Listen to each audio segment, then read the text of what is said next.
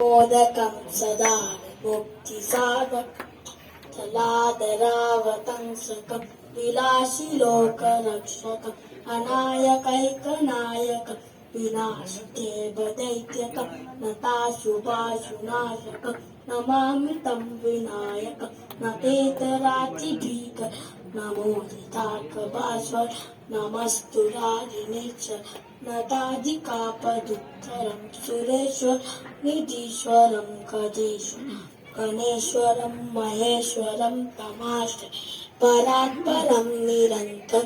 समस्तलोकशङ्करं निरस्तदैत्यकुञ्ज तरे तरोदरं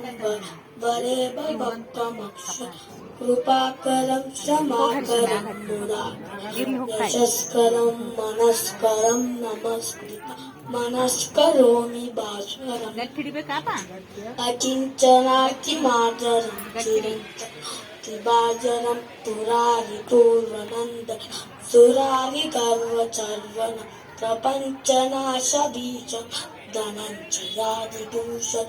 कपोलदानवारणं भजे पुराणवारणं नितान्तकान्तदन्तकान्तिमन्तकात्मजम् अचिन्त्यरूपं तयीनमन्तराय मृदन्तरे निरन्तरं व्रजम्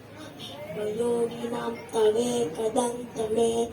विचिन्तयामि सन्ततं महागणेश पञ्च ममाधरेण योन्वः प्रजल्प्रतिप्रभातं हृदिस्महं गणेश्वर